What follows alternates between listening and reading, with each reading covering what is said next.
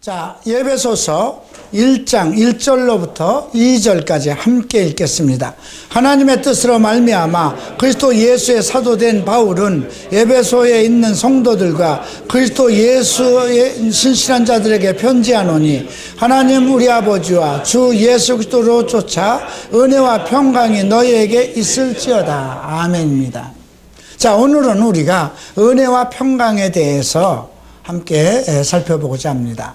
다음 주에는 우리가 신령한 복이 무엇인가에 대해서 살펴볼 것입니다. 또 1장 마지막 부분에서는 교회의 본질에 대해서 공부할 것입니다. 그래서 에베소서 1장은 우리가 3번에 걸쳐서 나타난 하나님의 비밀한 경륜에 대해서 함께 살펴보도록 하겠습니다. 에베소서는 정말 모든 바울 서신 중에 면류관이라고도 얘기를 합니다. 이것은 옥중 서신 중에 하나입니다. 빌립보서, 골로새서, 빌레몬과 함께 바울이 로마 교회에 갇혀 있었을 때 쓴 것입니다. 그러니까 목회 말년에 기록한 것이라고 생각하면 됩니다. 에베소서에서 바울은 3년 동안 정말 서원을 설치하고 그곳에서 제자들을 양성하였습니다. 에베소서를 크게 둘로 나눌 수 있는데요. 1장부터 3장까지는 하나님께서 우리를 위해서 준비해 놓으신 모든 것이 언급되어 있습니다. 완벽하게 준비하신 것. 우리를 위해서 하나님 아버지께서 무엇을 준비하셨는가. 그것을 1장부터 3장까지 볼 수 있고요. 이제 4장부터 5장, 6장은 우리가 그리스도 안에서 행해야 할 것, 무엇을 행할 것인가에 대해서 살펴보겠습니다. 우리가 많은 사람들이 구원은 믿음에서 온다 이렇게 얘기를 합니다. 맞습니다. 믿음은 구원은 여러분들의 행위로 말미암는 것이 아니고 오직 주 예수 하나님 내 아들 예수 그리스도를 믿음으로 구원을 받습니다. 그러나 온전한 구원을 이루는 것은 여러분들이 그리스도 안에서 어떻게 행하느냐에 달려 있습니다. 그래서 오늘 여러분들이 에베소서 1장을 보시면 그리스도 안, 예수 그리스도 안이라는 단어가 여러 번 나옵니다. 여러분들이 이 에베소서를 읽으면서 과연 나는 그리스도 안에 있는 성도인가? 바울이 요구하는 그리스도 안에서 그리스도의 사랑 안에서 그리스도의 가르침 안에서 그리스도의 인도하심 안에서 과연 그리스도 안에서 살아가는 성도인가? 바울이 요구하는 그리스도 안에서 살아가는 성실한 신실한 성도인가? 이 부분을 살펴봐야 돼요.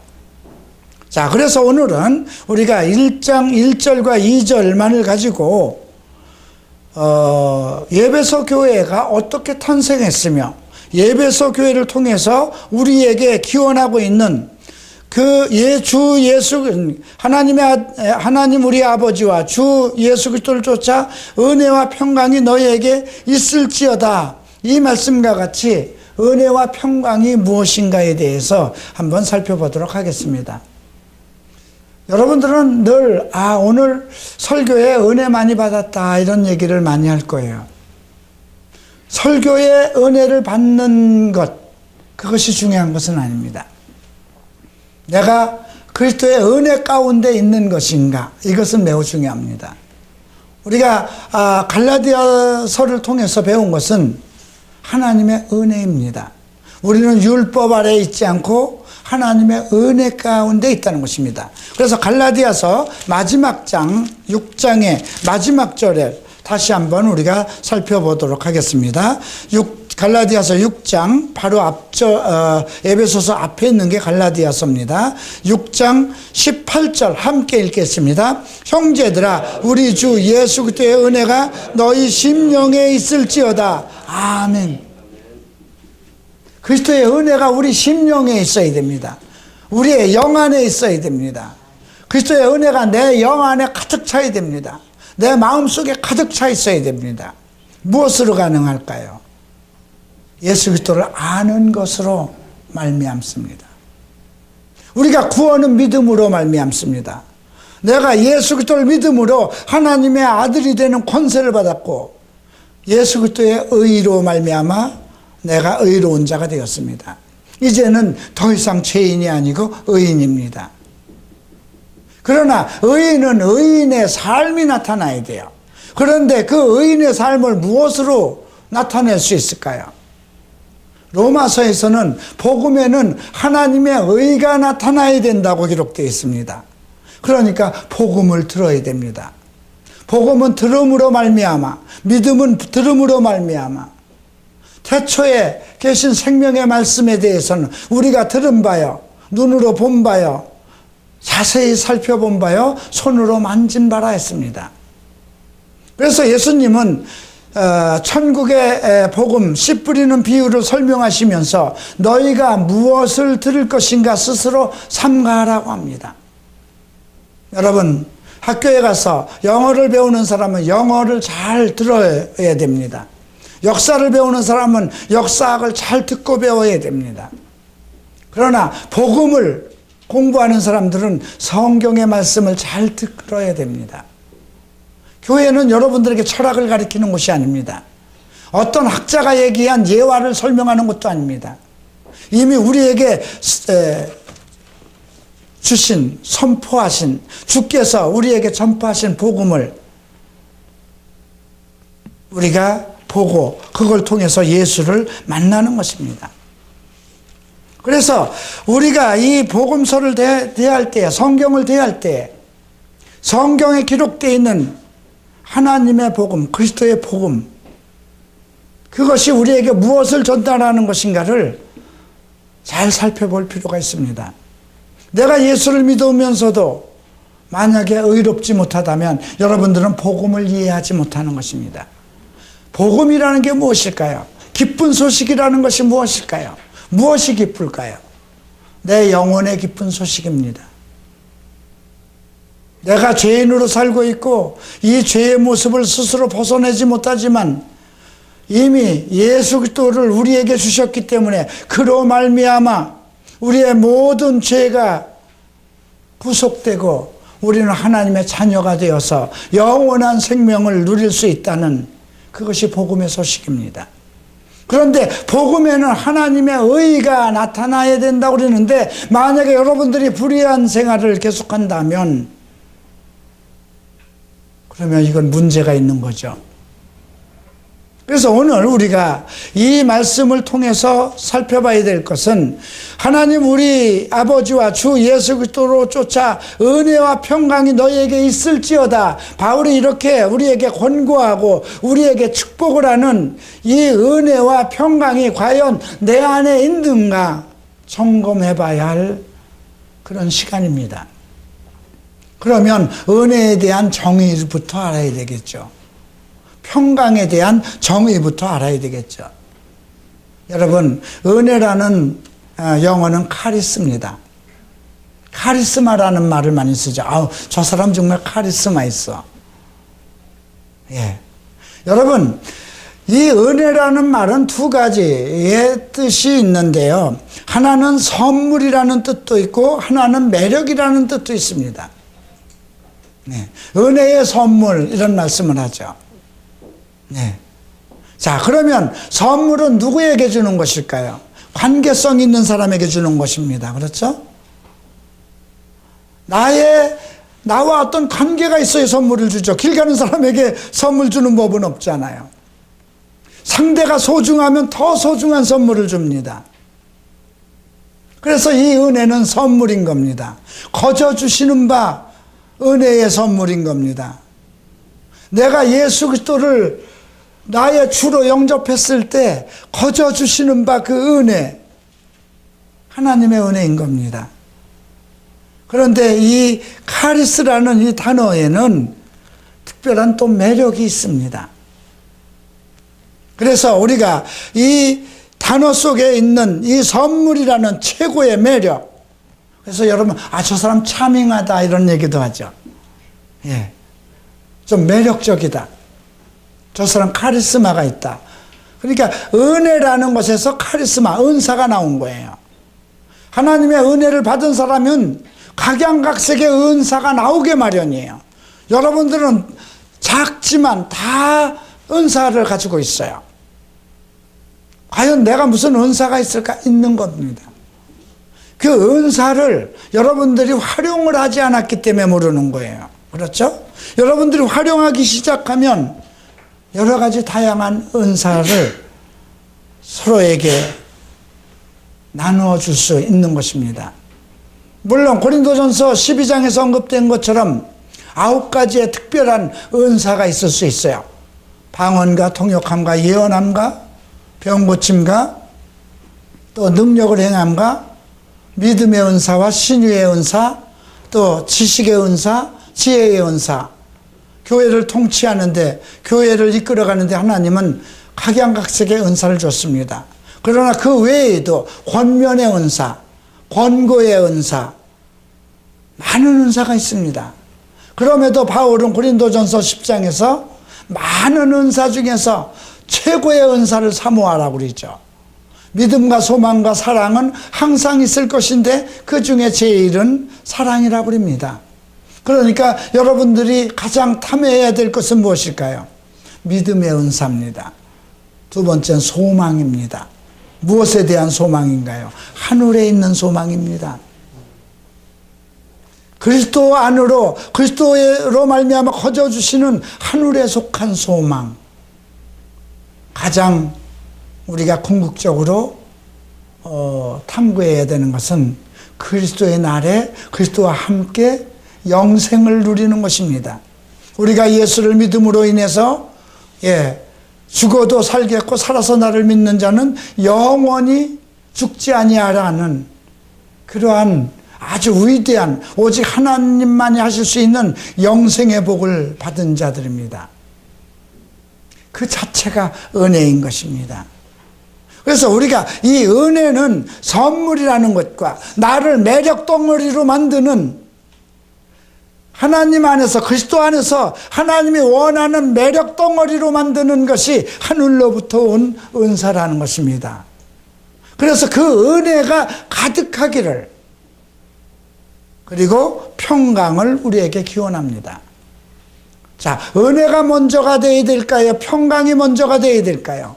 은혜가 먼저입니다. 그죠? 은혜가 없으면 평안도 없는 것입니다. 내가 평안과 기쁨을 가지고 있는 것도 하나님의 은혜가 있기 때문에 그렇습니다.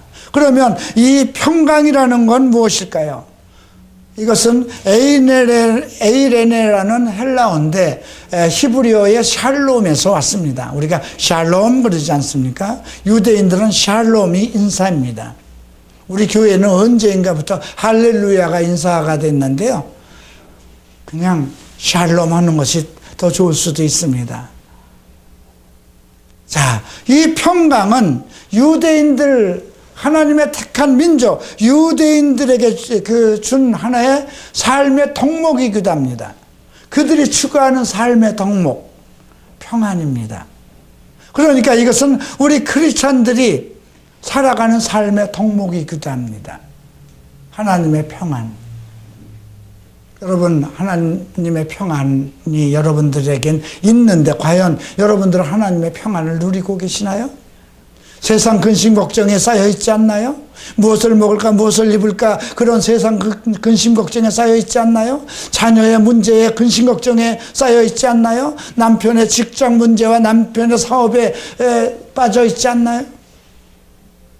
여러분들이 걱정, 근심하고 밤을 샌다고 해도 해결될 것은 아닙니다. 그러나 어떠한 근심, 걱정에 쌓여 있다고 해도 내가 하나님의 평안 속에 있다면 평안할 수 있습니다. 어느 전시회가 있었다고 합니다. 평화를 주제로 한 그림 전시회입니다. 그곳에 수많은 그림들이 출품되었겠죠. 어떤 사람들은 그 평평한 바다에서 갈매기가 날고 있는 평화로운 모습을 그려왔을 것입니다. 어떤 사람은 그 농부들이 정말 평안한 모습으로 곡식을 거두는 모습을 했을 것입니다. 어떤 분은 자기의 아들을, 갓난아이를 안고 있는 평안한 모습을 그렸을 것입니다. 어떤 사람은 부부가 함께 편히 사랑하고 하나님 앞에 기도하는 모습을 그렸을지도 모릅니다. 그런데 대상을 받은 것은 벼랑 끝에 태풍이 불어오고 나무가 막 꺾어져 나가는 그 벼랑 끝에 거기 조그만 바위에 새끼들을 품고 있는 그 새를 그렸는데 그 새끼들이 애미의 품 안에서 평안하게 잠을 자고 있다는 것입니다. 세상에 풍랑이 몰아쳐와도 아마 우리는 어려서 그랬어요. 전쟁이 일어나든 말든, 옆집에서 불이 나든 말든, 내 아버지가 사업에 실패하든 말든, 자식은 어미의 젖가슴에 누워있으면 평안한 겁니다. 그래서 여러분, 그 전능이라는 그 단어가, 그 원어가 어미의 젖무덤입니다. 네. 하나님의 전능이 무엇일까요? 하나님의 젖무덤에 있으면, 하나님의 가슴 속에만 있으면, 하나님의 품 안에만 있으면 무엇이 걱정이겠어요? 그분이 전능자인데. 그래서 이 평강이라는 의미는 그러한 의미를 가지고 있습니다. 그래서 하나님의 능력 가운데 있는 겁니다. 하나님의 소망과 기쁨 가운데 있는 것입니다. 하나님의 사랑 가운데 있는 것입니다. 이 평안이 여러분에게 끼쳐지기를 기도합니다. 예수 그리스도께서 말씀하셨습니다. 나의 평안을 너에게 끼치노니 나의 평안을 너에게 주노라 하셨습니다. 세상에 주는 평안은 온전치 못하다 하셨습니다. 돈이 없는 사람에게 돈이 있다면 순간적으로 편안할 수 있습니다. 내 아들이 공부를 잘하면 순간적으로 평안할 수 있습니다. 그러나 그건 일시적이고 순간적입니다. 하나님의 평안이 있어야 됩니다. 하나님의 평안은 그의 능력으로부터, 창조주의 능력과 권능으로부터 내게 오는 것입니다. 그 평안이 어디로부터 올까요? 내 영혼을 만족시킵니다. 내 영을 만족시키고 내 마음을 만족시킵니다. 그리고 내 영이 만족하고 내 마음이 만족하면 내 삶이 만족해지는 것입니다. 왜? 우리는 영과 혼과 육 삼위일체로 지어졌어요. 자, 내 몸이 불안하고 아프면 내 영도 불안한 겁니다. 그렇죠? 내 생각이 혼란스럽고 복잡하고 그러면 내 영도 혼란스럽고 내 마음도 혼란스러울 수 있습니다. 내 생활도 혼란스럽습니다. 그러나 이걸 총괄적으로 지배할 수 있는 건 무엇일까요? 하나님입니다. 그러니 하나님의 영이 내 영을 주관하도록 해야 되는 것입니다. 하나님의 영이 내 영을 주관하면 내 영과 함께 이어져 있는 내 혼과 내 육신은 하나님의 영에 의해서 평안을 누리는 것입니다. 그리스도는 나의 평안을 너에게 끼치노라 했습니다. 한번 여러분 옆 사람에게 같이 말해 보십시다. 나의 평안을 당신에게 끼칩니다. 한번 얘기해 보시죠. 예. 여러분들이 평안을 가지고 있어야 그게 가능한 거예요. 그냥 걱정투성인데 평안을 끼칩니다. 그러면 평안이 끼쳐지는 게 아니고 걱정이 끼쳐지는 게 아닐까요? 아닙니다. 여러분들은 그리스도의 평안을 받으신 분들입니다. 그러니까 그리스도의 평안을 여러분들에게 나누어 줘야 돼요. 그래서 여러분들을 다음을 위해서 기도할 때 제일 먼저 기도해 줘야 될 것이 평안입니다. 그죠? 예. 하나님의 그리스도의 평안. 그죠? 여러분들이 지금 나의 평안을 당신에게 끼쳐드립니다. 이 말을 한 것은 그 평안이 하나님에게서 온 평안이기 때문에 나에게 있는 평안을 당신에게도 끼치고 싶습니다. 이런 뜻입니다. 그런데 이것도 은혜라는 것입니다. 그죠? 하늘로부터 오는 은혜. 예수 그리스도로 하나님 그리고 주 예수 그리스도로부터라고 그랬습니다. 그죠? 자, 오늘 이것을 전하는 수신자, 발신자가 누구인가, 또 수신자는 누구인가 살펴보겠습니다. 1절을 보죠. 하나님의 뜻으로 말미암아 그리스도 예수의 사도된 바울은 에베소서에 있는 성도들과 그리스도 예수 안에 신실한 자들에게 편지하노니, 메신저, 편지로 옵니다. 바울이 전한 겁니다. 이방인의 사도로 부름을 받았습니다. 그런데 에베소에 있는 성도들만이 아니라 그리스도 예수 안에 있는 신실한 자라고 그랬습니다. 여러분들 예수 안에 있는 신실한 자이면 아멘 한번 해보십시다. 예. 어제까지는 신실하지 않았어도 오늘 이 시간부터 신실하면 됩니다. 신실하다는 건 무엇일까요? 어떤 것이 포함되어 있을까요? 바르고, 무슨 믿을 신자가 포함되어 있어요. 그리고 성실할 성자가, 실자가 포함되어 있어요. 그렇죠? 믿음 안에서 온전한 것이 신실한 거예요. 그렇죠? 어떻게 하면 믿음 안에서 신실해질 수 있을까요? 오늘 한 형제가 며칠 전에 저희 교회를 왔습니다. 이미 몇 년 전부터 낯익은 얼굴입니다. 참 불안한 상태에서 왔습니다. 무엇인가 잡아줄 사람이 있어야 되고 무엇인가 의지하고 싶은 그런 불안한 마음으로 왔습니다. 그런데 무엇이 그에게 가장 필요할까요?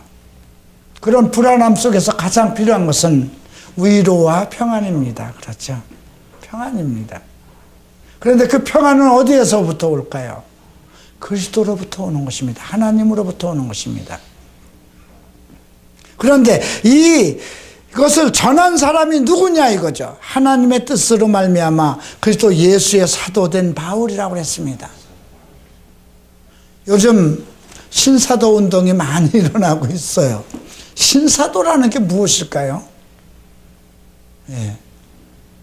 그 미국의 어떤 목사, 조금 그분은 모든 것을 다 통합하고 어떤 피터 와그나라는 그 목사인데요. 저는 일본에서 여러 번 조영기 목사님과 함께 일본에 와서 계속 일본 복음을 할 때 매년 와서 큰 집회를 운영하던 사람입니다. 그분이 최근에 와서 몇 년 전부터 신사도 운동을 얘기합니다. 그 사람이 근거로 하고 있는 신사도 운동은 바로 에베소서 4장 11절에 있는 말씀을 근거로 합니다. 그가 혹은 사도로 혹은 선지자로 혹은 복음 전하는 자로 혹은 목사와 교사로 주셨으니 그랬습니다. 그러니까 왜 예언의 은사도 있고 전도의 은사도 있고 목사와 교사의 은사도 있는데 왜 사도의 은사는 없겠느냐 이런 얘기죠. 그건 잘못된 것입니다.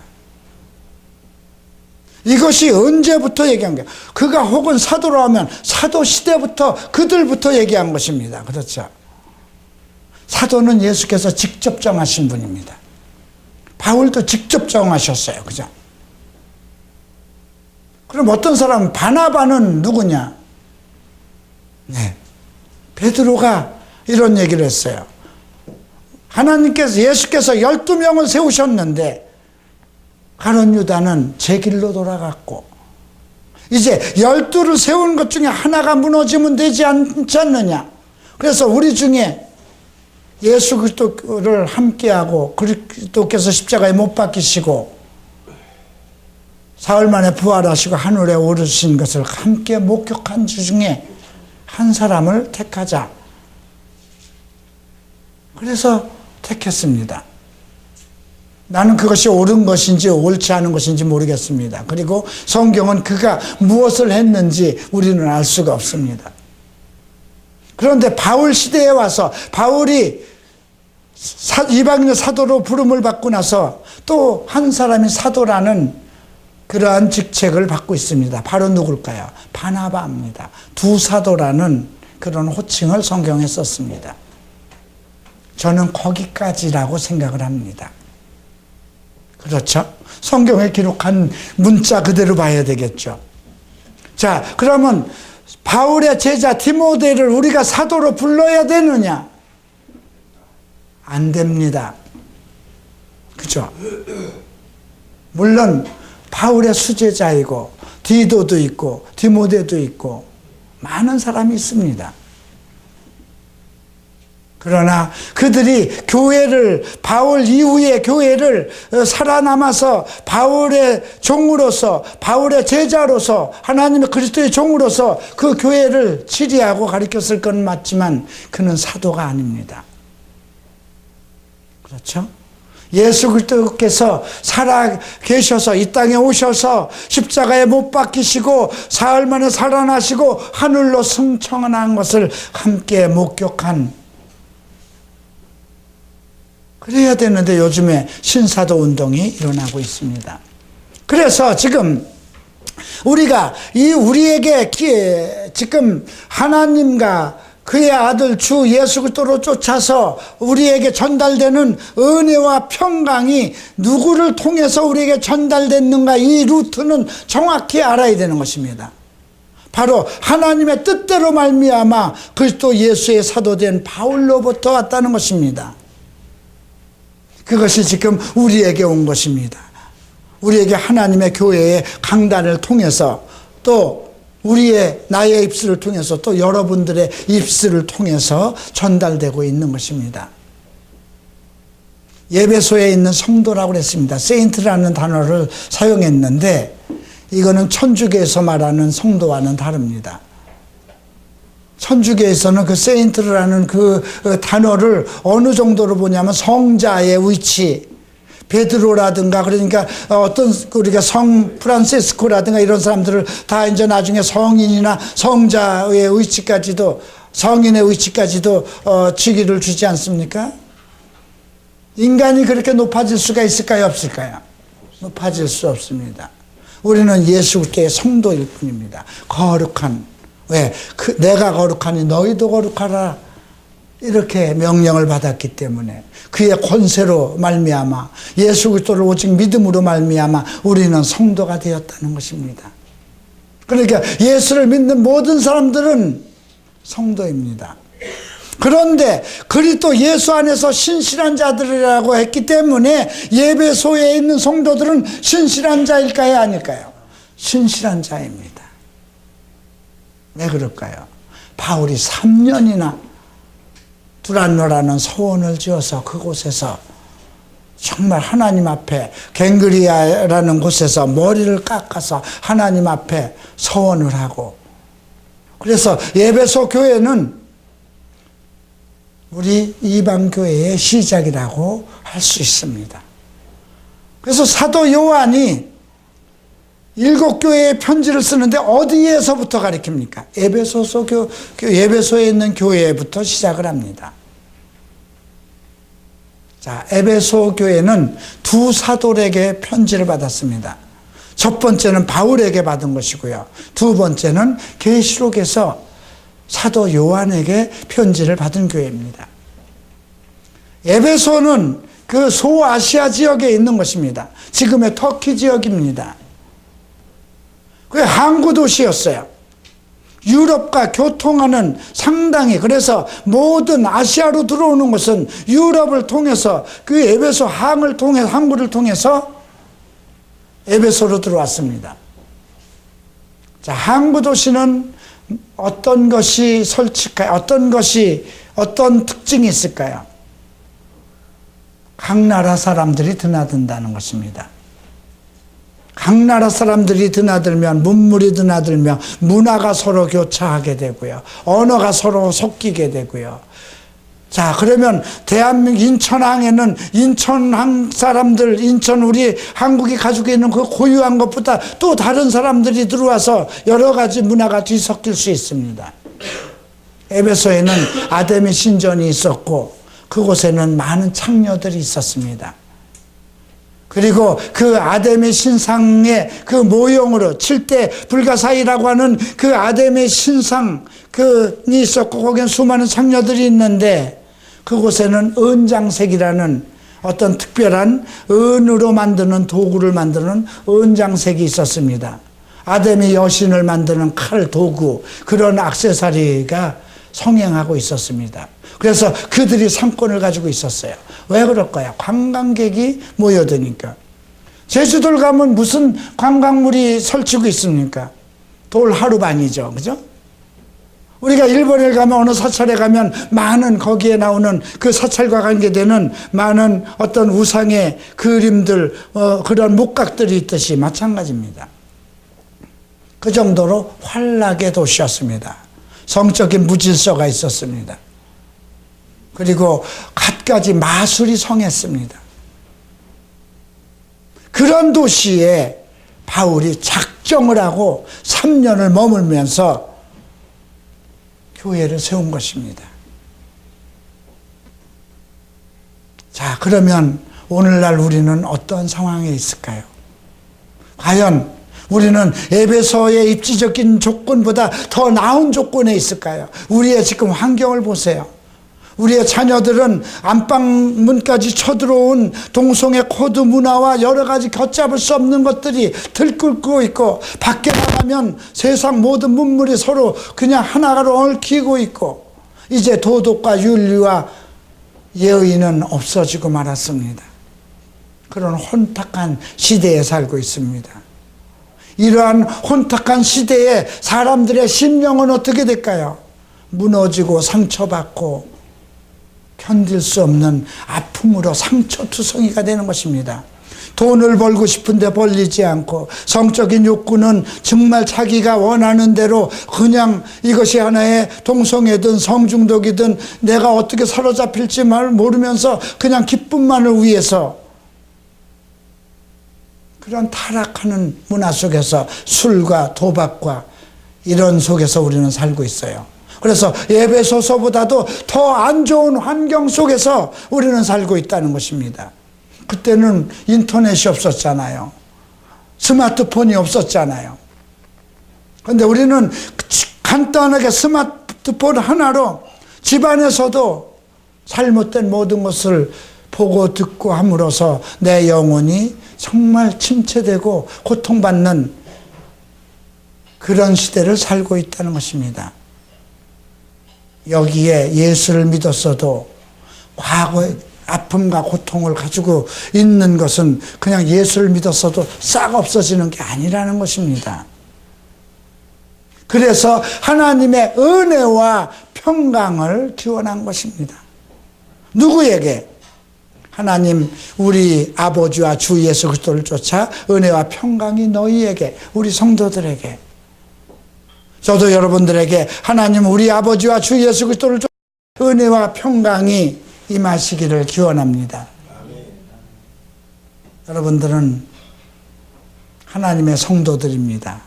그의 은혜를 통해서 그의 은혜로 구원받은 자들입니다. 그의 은혜로 구원받은 자들이기 때문에 그의 은혜로 가득 차서 그의 매력으로 가득 차야 되는 것입니다. 그래서 하나님의 평안 속에서 살아야 됩니다. 하나님의 평안이 있으면 무엇이 걱정이겠어요? 무엇을 먹을까, 무엇을 입을까 걱정하지 마라. 그건 이방인들이 구하는 것이다. 너희는 그의 나라와 그의 의를 구하라. 그러면 너희에게 있는 모든 것을 내가 더하시리라. 예수님의 약속입니다. 우리의 주인의 약속입니다. 나를 주관하시는 예수 그리스도의 약속인 것입니다. 우리 서울갈보리 셰플은 20년 동안 고통 속에서 살아왔습니다. 연약하고 보잘것없고, 그러나 하나도 부족한 것이 없었습니다. 저는 그 정말 이 물질 만능 시대에, 물질이 없으면 살아가지 못하는 이 시대에 급여 없이 이